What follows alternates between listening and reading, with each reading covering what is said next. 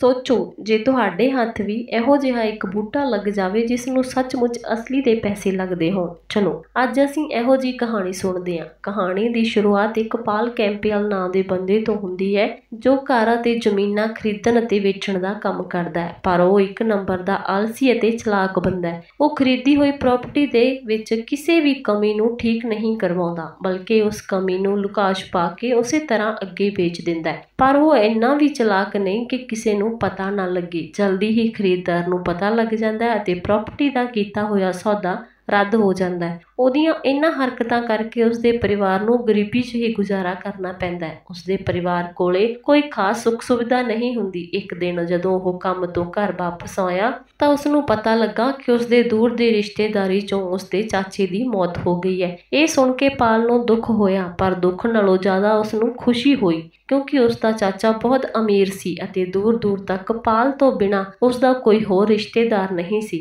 इसका मतलब पाल ने यह समझिया कि हुण ओही चाचे दी सारी जमीन जायदाद दा मालक बनेगा। पर जदों वो चाचे दे वकील कोले पहुंचिया तो उसनूं पता लग्या कि चाचे ने सारी जमीन जायदाद गरीबां विच वंड दित्ती है अते पाल लई एक छोटा जिहा बूटा छड्डिया। ये सुन के पाल नूं गुस्सा बहुत आया। उसने मन ही मन अपने चाचे नूं बहुत ही गालां कढ़ियां पर आखिरकार निराश होकर वह बूटा लैके अपने घर आ गया। अगले दिन सवेरे खाना खाते समय भी पाल बहुत ही चिड़िया होया सी। उसने बिना गल तो ही अपने बच्चों नूं फिजूल खर्ची करन तो फटकार लगाई अते कहा कि मेरे लाड प्यार करके तुसी बिगड़ गए, अज तो तुहाडा जेब खर्चा बंद। ये सुन के बच्चे हैरान हो गए क्योंकि बच्चों नूं कदे भी जेब खर्च दा 1 रुपया भी नहीं सी मिलिया। ये सुन के उसके बच्चे बहुत ही गुस्सा होए अते उत्थों चले गए। खाना खाण तो बाद पाल ने अपना स्टोर रूम खाली किया ते चाचे का दिता होया बूटा उत्थे रख दिता। वो हजे भी अपने चाचे ते गुस्सा कर रहा सी। उसका मन करदा सी कि बूटे नूं चक के बाहर मारे पर फिर भी उसने अपने चाचे की कदर करते हुए बूटे नूं पानी पा दिता। पर पानी पाउंदे सार ही अचानक उस बूटे तो 100 रुपए का नोट निकलिया। पाल ने नोट चक्या पर उसनूं अपनियां अखां ते यकीन ना होया। नोट देख के उसनूं पता लग्या कि यह कोई आम बूटा नहीं बल्कि असली मनी प्लांट का बूटा है। उसी समय पाल का परिवार भी पाल कोले पहुंच गया पर उसने अपने परिवार नूं सच दस्सण दी बजाय कोई होर गल कह के उत्थों भेज दिता क्योंकि वह नहीं चाहता सी कि उसके परिवार नूं पौधे बारे कुछ भी पता लगे। अगले दिन जदों पाल काम तो वापस घर आया तो वह स्टोर रूम विच यह पता करन चला गया कि बूटे ने होर पैसे दिते कि नहीं। उसने देखा कि उसके मनी प्लांट के पौधे नूं काफ़ी सारे नोट लगे हुए हैं। उसने सारे पैसे कढ़ने शुरू कर दिते पर उसका परिवार इस सारी गल तो अनजान सी।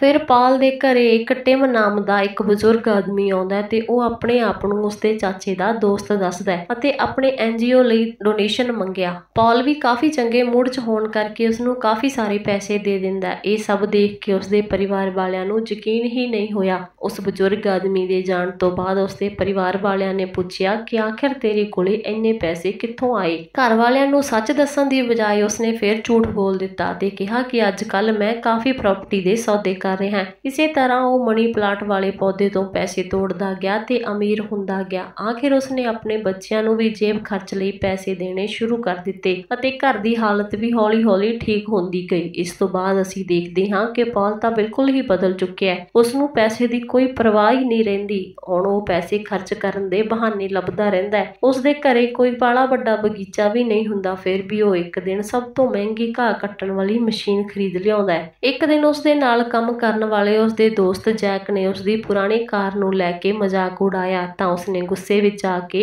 नवीं स्पोर्ट्स कार खरीदी। पर गड़बड़ तां उत्थे हो गई कि उसने कार दे सारे पैसे नगद दिते जिसनूं देख के कार डीलर नूं उस ते शक हो गया कि पाल जरूर ही कोई 2 नंबर का काम करदा होवेगा जिस करके उसने तुरंत ही पुलिस नूं फोन कर दिता। छेती ही पुलिस वाली मिलर नाम की एक महिला उत्थे पहुंच गई। कार डीलर तो सारी जानकारी लैके पुलिस वाली मिलर नूं लग्या कि वो जरूर ही कोई 2 नंबर का काम करदा होना है। बस हुण की सी पुलिस वाली पाल नूं रंगे हत्थीं फड़ना चाहुंदी सी। पाल ने काम वाली थां ते जाके अपने दोस्त नूं अपनी नवीं कार दिखाउंदे होए रोब जमाया ਤਾਂ ਉਸਦੇ ਦੋਸਤ ਨੇ ਵੀ ਪੁੱਛਿਆ ਕਿ ਉਸ ਕੋਲੇ ਇੰਨੇ ਪੈਸੇ ਕਿੱਥੋਂ ਆਏ ਨੇ। ਪਾਲ ਨੇ ਆਪਣੇ ਦੋਸਤ ਨੂੰ ਜਵਾਬ ਦਿੱਤਾ ਕਿ ਉਸਦਾ ਚਾਚਾ ਉਸ ਲਈ ਕਾਫੀ ਪੈਸੇ ਛੱਡ ਕੇ ਗਿਆ। ਫਿਰ ਉਸਨੇ ਘਰੇ ਜਾ ਕੇ ਆਪਣੇ ਪਰਿਵਾਰ ਵਾਲਿਆਂ ਨੂੰ ਆਪਣੀ ਨਵੀਂ ਗੱਡੀ ਦਿਖਾਈ। ਉਸਦੇ ਬੱਚੇ ਬਹੁਤ ਖੁਸ਼ ਹੋਏ, ਪਰ ਉਸਦੀ ਪਤਨੀ ਨੂੰ ਸ਼ੱਕ ਹੋਇਆ ਕਿ ਆਖਰ ਇੰਨੇ ਪੈਸੇ ਪਾਲ ਕੋਲੋਂ ਕਿੱਥੋਂ ਆ ਰਹੇ ਨੇ। ਉਸਨੇ ਪਾਲ ਕੋਲੋਂ ਪੈਸਿਆਂ ਬਾਰੇ ਪੁੱਛਿਆ, ਪਰ ਪਾਲ ਨੇ ਫਿਰ ਗੱਲ ਟਾਲ ਦਿੱਤੀ। ਉਸਦੀ ਪਤਨੀ ਕਈ ਦਿਨਾਂ ਤੱਕ ਪੈਸਿਆਂ ਬਾਰੇ ਬਾਰ-ਬਾਰ ਪੁੱਛਦੀ ਰਹੀ ਤੇ ਉਹ ਹਰ ਵਾਰੀ ਗੱਲ ਨੂੰ ਟਾਲ ਦਿੰਦਾ,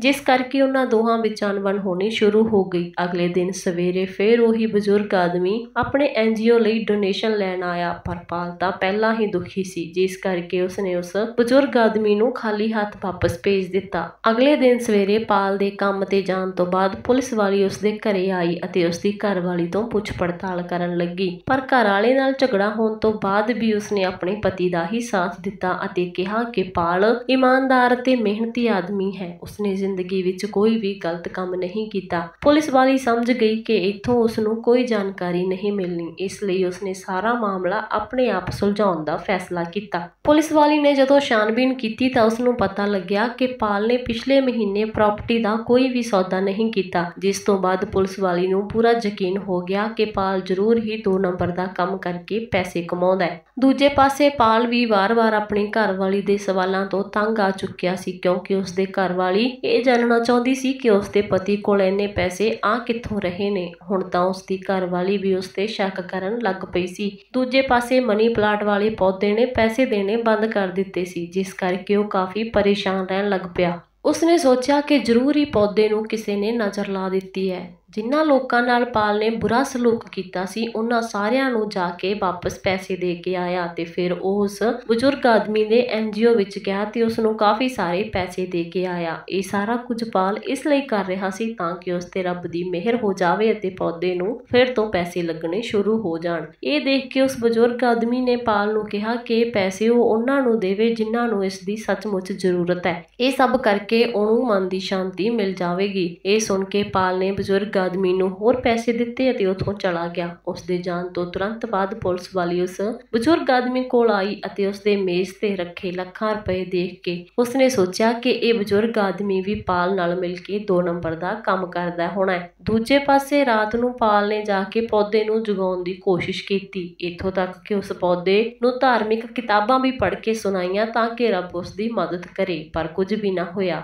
ਅਗਲੇ ਦਿਨ ਸਵੇਰੇ ਜਦੋਂ ਪਾਲ ਨੇ ਕੌਫੀ ਖਰੀਦੀ ਤਾਂ ਉਸਨੂੰ ਇੱਕ ਗਰੀਬ ਆਦਮੀ ਦਿਖਾਈ ਦਿੱਤਾ। ਕਿਉਂਕਿ ਪਾਲ ਆਪਣੇ ਪੌਦੇ ਨੂੰ ਜਗਾਉਣਾ ਚਾਹੁੰਦਾ ਸੀ, ਜਿਸ ਕਰਕੇ ਉਸਨੇ ਉਸ ਗਰੀਬ ਆਦਮੀ ਨੂੰ 100 ਰੁਪਏ ਦਾ ਨੋਟ ਦਿੱਤਾ। ਫਿਰ ਉਹ ਪੁਲਿਸ ਵਾਲੀ ਵੀ ਉੱਥੇ ਪਹੁੰਚ ਗਈ ਤੇ ਉਸਦੇ ਹੱਥ ਵਿੱਚ ਪੈਸੇ ਦੇਖ ਕੇ ਉਸਨੇ ਸੋਚਿਆ ਕਿ ਸ਼ਾਇਦ ਇਹ ਵੀ ਪਾਲ ਦੇ ਨਾਲ ਹੀ ਮਿਲਿਆ ਹੋਇਆ ਹੈ, ਜਿਸ ਕਰਕੇ ਉਹ ਗਰੀਬ ਆਦਮੀ ਨੂੰ ਹਿਰਾਸਤ ਵਿੱਚ ਲੈ ਕੇ ਉੱਥੋਂ ਚਲੀ ਗਈ। ਉਧਰ ਪਾਲ ਨੇ ਆਪਣੇ ਪੁੱਤਰ ਨਾਲ ਵਾਅਦਾ ਕੀਤਾ ਸੀ ਕਿ ਅੱਜ ਉਹ ਦੋਨੋਂ ਮਿਲ ਕੇ ਫੁੱਟਬਾਲ ਦਾ ਮੈਚ ਦੇਖਣਗੇ, ਪਰ ਉਹ ਤਾਂ ਹਜੇ ਤੱਕ ਘਰੇ ਹੀ ਵੀ ਨਹੀਂ ਸੀ ਆਇਆ। ਪਾਲ ਦੀ ਘਰਵਾਲੀ ਨੇ ਪਾਲ ਨੂੰ ਕਈ ਵਾਰੀ ਫੋਨ ਕੀਤਾ, ਪਰ ਉਸ ਨੇ ਉਸਦਾ ਫੋਨ ਵੀ ਨਹੀਂ ਚੱਕਿਆ। ਇਸ ਲਈ ਪਾਲ ਦੀ ਘਰਵਾਲੀ ਆਪਣੀ ਬੇਟੀ ਨੂੰ ਨਾਲ ਲੈ ਕੇ ਪਾਲ ਨੂੰ ਲੱਭਣ ਲਈ ਉਸਦੀ ਫੈਕਟਰੀ ਵਿੱਚ ਚਲੀ ਗਈ, ਪਰ ਉਹ ਜਗ੍ਹਾ ਤਾਂ ਇੱਕਦਮ ਹੀ ਖਾਲੀ ਸੀ। ਜਿਵੇਂ ਹੀ ਉਸਦੀ ਬੇਟੀ ਨੇ ਇੱਕ ਹਨੇਰੇ ਵਾਲੇ ਕਮਰੇ ਵਿੱਚ ਪੈਰ ਰੱਖਿਆ ਤਾਂ ਉਹ ਇੱਕ ਕੱਪੜੇ ਨਾਲ ਢਕੇ ਹੋਏ ਟੋਏ ਵਿੱਚ ਡਿੱਗ ਪਈ। ਅਸਲ ਵਿੱਚ ਪਾਲ ਨੇ ਹੀ ਠੀਕ ਕਰਾਉਣ ਦੀ ਥਾਂ ਤੇ ਉਸ ਟੋਏ ਨੂੰ ਕੱਪੜੇ ਨਾਲ ਢੱਕ ਦਿੱਤਾ ਸੀ। ਅੱਜ ਉਸਦੀ ਬੇਟੀ ਨੂੰ ਹੀ ਉਸਦੀ ਗਲਤੀ ਦਾ ਜੁਰਮਾਨਾ ਭਰਨਾ ਪਿਆ। ਉਸਦੀ ਬੇਟੀ ਦੀ ਬਾਂਹ ਦੀ ਹੱਡੀ ਟੁੱਟ ਗਈ, ਜਿਸ ਕਰਕੇ ਉਸਨੂੰ ਹਸਪਤਾਲ ਲਿਜਾਇਆ ਗਿਆ। ਉਸਦੇ ਦੋਸਤ ਜੈਕ ਨੂੰ ਵੀ ਉਸਦੀ ਇਸ ਲਾਪਰਵਾਹੀ ਤੇ ਬਹੁਤ ਗੁੱਸਾ ਆਇਆ, ਕਿਉਂਕਿ ਜੈਕ ਨੇ ਵੀ ਪਾਲ ਨੂੰ ਕਈ ਵਾਰੀ ਇਹ ਟੋਆ ਠੀਕ ਕਰਵਾਉਣ ਵਾਸਤੇ ਕਿਹਾ ਸੀ। ਬਾਅਦ ਵਿੱਚ ਪਾਲ ਨੂੰ ਵੀ ਆਪਣੀ ਗਲਤੀ ਦਾ ਅਹਿਸਾਸ ਹੋਇਆ ਅਤੇ ਉਸਨੇ ਆਪਣੀ ਪਤਨੀ ਦੇ ਸਾਹਮਣੇ ਰੋਣਾ ਸ਼ੁਰੂ ਕਰ ਦਿੱਤਾ। ਪਾਲ ਨੇ ਜ਼ਿੰਦਗੀ ਭਰ ਆਪਣੇ ਕੰਮ ਵਿੱਚ ਲੋਕਾਂ ਨਾਲ ਹੇਰਾਫੇਰੀ ਕੀਤੀ, ਜਿਸ ਕਰਕੇ ਉਸਦੇ ਪਰਿਵਾਰ ਨੂੰ ਤੰਗੀ ਦਾ ਸਾਹਮਣਾ ਕਰਨਾ ਪਿਆ। ਆਖਿਰਕਾਰ ਉਸਦੀ ਘਰਵਾਲੀ ਨੇ ਉਸਨੂੰ ਮਾਫ ਕਰ ਦਿੱਤਾ ਅਤੇ ਨਵੇਂ ਸਿਰੇ ਤੋਂ ਜ਼ਿੰਦਗੀ ਸ਼ੁਰੂ ਕਰਨ ਲਈ ਕਿਹਾ। ਫਿਰ ਉਹ ਆਪਣੀ ਬੇਟੀ ਨੂੰ ਨਾਲ ਲੈ ਕੇ ਘਰ ਵਾਪਸ ਆ ਗਏ ਅਤੇ ਸਭ ਨੇ ਸੁੱਖ ਦਾ ਸਾਹ ਲਿਆ। ਪਾਲ ਨੂੰ ਇਸ ਗੱਲ ਦਾ ਅਹਿਸਾਸ ਹੋਇਆ ਕਿ ਉਸਦੇ ਲਈ ਆਪਣੇ ਪਰਿਵਾਰ ਤੋਂ ਵੱਧ ਕੇ ਹੋਰ ਕੁਝ ਵੀ ਨਹੀਂ। ਉਸਨੇ ਆਪਣੀ ਪਤਨੀ ਅਤੇ ਬੱਚਿਆਂ ਨਾਲ ਵਾਅਦਾ ਕੀਤਾ ਕਿ ਅੱਜ ਤੋਂ ਉਹ ਦਿਲ ਲਗਾ ਕੇ ਕੰਮ ਕਰੇਗਾ ਅਤੇ ਉਸਦਾ ਪਰਿਵਾਰ ਕਦੇ ਵੀ ਗਰੀਬੀ ਵਿੱਚ ਨਹੀਂ ਰਹੇਗਾ। ਪਰ ਅਗਲੇ ਦਿਨ ਹੀ ਪੁਲਿਸ ਵਾਲੀ ਨੇ ਆ ਕੇ ਪਾਲ ਨੂੰ ਗ੍ਰਿਫਤਾਰ ਕਰ ਲਿਆ। NGO ਵਾਲੇ ਬਜ਼ੁਰਗ ਆਦਮੀ ਅਤੇ ਗਰੀਬ ਭਿਖਾਰੀ ਨੂੰ ਦੇਖ ਕੇ ਪਾਲ ਹੈਰਾਨ ਹੋ ਗਿਆ, ਕਿਉਂਕਿ ਉਹ ਦੋਨੋਂ ਵੀ ਪੁਲਿਸ ਦੀ ਹਿਰਾਸਤ ਵਿੱਚ ਸਨ। ਆਖਿਰਕਾਰ NGO ਵਾਲੇ ਬਜ਼ੁਰਗ ਆਦਮੀ ਨੇ ਸੱਚ ਦੱਸਿਆ ਕਿ ਉਹ ਮਨੀ ਪਲਾਂਟ ਦੇ ਪੌਦੇ ਬਾਰੇ ਪਹਿਲਾਂ ਤੋਂ ਹੀ ਜਾਣਦਾ ਸੀ। ਅਸਲ ਵਿੱਚ ਉਸ ਬਜ਼ੁਰਗ ਆਦਮੀ ਨੂੰ ਹੀ ਮਨੀ ਪਲਾਂਟ ਦਾ ਪੌਦਾ ਸਭ ਤੋਂ ਪਹਿਲਾਂ ਮਿਲਿਆ ਸੀ, ਪਰ ਜਦੋਂ ਪਾਲ ਦਾ ਚਾਚਾ ਤੰਗੀ ਦੇ ਦਿਨ ਕੱਟ ਰਿਹਾ ਸੀ ਤਾਂ ਉਸ ਬਜ਼ੁਰਗ ਆਦਮੀ ਨੇ ਪਾਲ ਦੇ ਚਾਚੇ ਨੂੰ ਉਸ ਦੀ ਮਦਦ ਲਈ ਦਿੱਤਾ ਸੀ। ਬਜ਼ੁਰਗ ਆਦਮੀ ਨੇ ਦੱਸਿਆ ਕਿ ਤੇਰਾ ਚਾਚਾ ਵੀ ਜ਼ਿਆਦਾ ਪੈਸਾ ਆਉਣ ਕਰਕੇ ਲਾਲਚੀ ਹੋ ਗਿਆ। ਆਖਿਰਕਾਰ ਉਸਨੇ ਟਿਮ ਦੀ ਸਲਾਹ ਮੰਨੀ ਅਤੇ ਖੁਦ ਨੂੰ ਸੁਧਾਰਨ ਦਾ ਫੈਸਲਾ ਕੀਤਾ। ਉਸਨੇ ਜ਼ਰੂਰਤਮੰਦਾਂ ਦੀ ਸਹਾਇਤਾ ਕਰਨੀ ਸ਼ੁਰੂ ਕੀਤੀ, ਜਿਸ ਕਰਕੇ ਉਸਨੂੰ ਮਨ ਦੀ ਸ਼ਾਂਤੀ ਮਿਲਣੀ ਸ਼ੁਰੂ ਹੋ ਗਈ। ਉਸਨੇ ਪਾਲ ਨੂੰ ਵੀ ਇਸੇ ਤਰ੍ਹਾਂ ਕਰਨ ਲਈ ਕਿਹਾ ਅਤੇ ਕੁਝ ਸਮੇਂ ਬਾਅਦ ਪੁਲਿਸ ਵਾਲਿਆਂ ਨੇ ਉਹਨਾਂ ਤਿੰਨਾਂ ਨੂੰ ਜੇਲ੍ਹ ਤੋਂ ਬਾਹਰ ਕੱਢ ਦਿੱਤਾ। ਪਾਲ ਦੇ ਦੋਸਤ ਜੈਕ ਨੇ ਪੁਲਿਸ ਵਾਲਿਆਂ ਨੂੰ ਕਿਹਾ ਕਿ ਉਸਨੇ ਅਤੇ ਪਾਲ ਨੇ ਨਿਊਯਾਰਕ ਵਿੱਚ ਕਰੋੜਾਂ ਦੀ ਜ਼ਮੀਨ ਵੇਚੀ ਹੈ, ਜਿਸ ਦੇ ਆਈ ਕਮਿਸ਼ਨ ਤੋਂ ਹੁਣ ਉਹ ਕਾਫੀ ਅਮੀਰ ਹੋ ਚੁੱਕੇ ਹਨ। ਅਸਲ ਵਿੱਚ ਇਹ ਜ਼ਮੀਨ ਸਿਰਫ ਜੈਕ ਨੇ ਹੀ ਵੇਚੀ ਸੀ, ਪਰ ਪਾਲ ਨੂੰ ਬਚਾਉਣ ਲਈ ਉਸਨੇ ਪੁਲਿਸ ਵਾਲਿਆਂ ਨੂੰ ਝੂਠ ਬੋਲਿਆ। ਪਾਲ ਦੇ ਖਿਲਾਫ ਕੋਈ ਸਬੂਤ ਨਾ ਹੋਣ ਕਰਕੇ ਪੁਲਿਸ ਨੇ ਪਾਲ ਨੂੰ ਰਿਹਾ ਕਰ ਦਿੱਤਾ। ਫਿਰ ਕੁਝ ਦਿਨਾਂ ਬਾਅਦ ਉਸ ਬਜ਼ੁਰਗ ਆਦਮੀ ਦੀ ਕੰਪਨੀ ਨੇ ਇੱਕ ਪਾਰਟੀ ਰੱਖੀ, ਜਿਸ ਵਿੱਚ ਪਾਲ ਦਾ ਪਰਿਵਾਰ ਵੀ ਸ਼ਾਮਿਲ ਹੋਇਆ। ਅਸਲ ਵਿੱਚ ਇਹ ਅਨਾਥ ਬੱਚਿਆਂ ਦਾ ਘਰ ਸੀ, ਜਿਸ ਦੇ ਲਈ ਉਹ ਬਜ਼ੁਰਗ ਆਦਮੀ ਡੋਨੇਸ਼ਨ ਮੰਗਦਾ ਸੀ। ਫਿਰ ਪਾਲ ਨੂੰ ਸਟੇਜ ਤੇ ਬੁਲਾਇਆ ਗਿਆ। ਪਾਲ ਨੇ ਆਪਣੀਆਂ ਸਾਰੀਆਂ ਗਲਤੀਆਂ ਲਈ ਸਭ ਤੋਂ ਮਾਫੀ ਮੰਗੀ। ਫਿਰ ਉਸਨੇ ਦੱਸਿਆ ਕਿ ਉਹ ਆਪਣੀ ਸਪੋਰਟਸ ਕਾਰ ਵੇਚ ਰਿਹਾ ਹੈ, ਜਿਸ ਦੇ ਸਾਰੇ ਪੈਸੇ ਇਹਨਾਂ ਬੱਚਿਆਂ ਤੇ ਖਰਚ ਕੀਤੇ ਜਾਣਗੇ। ਇਹ ਸੁਣ ਕੇ ਸਭ ਖੁਸ਼ ਹੋ ਗਏ ਅਤੇ ਪਾਲ ਦੇ ਦੋਸਤ ਜੈਕ ਨੇ ਉਸ ਨੂੰ ਗਲੇ ਲਗਾਇਆ। ਕੁਝ ਦਿਨਾਂ ਬਾਅਦ ਪਾਲ ਆਪਣੇ ਪਰਿਵਾਰ ਨੂੰ ਛੁੱਟੀਆਂ ਵਿੱਚ ਲੈ ਕੇ ਬਾਹਰ ਗਿਆ। ਭਾਵੇਂ ਹੁਣ ਪਾਲ ਕੋਲੇ ਇੰਨੇ ਪੈਸੇ ਨਹੀਂ ਸਨ, ਪਰ ਉਹ ਖੁਸ਼ ਬਹੁਤ ਸੀ। ਫਿਰ ਉਸਨੇ ਬਜ਼ੁਰਗ ਆਦਮੀ ਨਾਲ ਹੱਥ ਮਿਲਾਇਆ ਅਤੇ ਮਨੀ ਪਲਾਂਟ ਉਸ ਨੂੰ ਵਾਪਸ ਕਰ ਦਿੱਤਾ, ਕਿਉਂਕਿ ਪਾਲ ਨੂੰ ਜ਼ਿੰਦਗੀ ਦੀ ਅਸਲ ਕੀਮਤ ਸਮਝ ਆ ਗਈ ਸੀ ਅਤੇ ਉਹ ਆਪਣੇ ਪਰਿਵਾਰ ਨਾਲ ਖੁਸ਼ੀ-ਖੁਸ਼ੀ ਘੁੰਮਣ ਚਲਾ ਗਿਆ।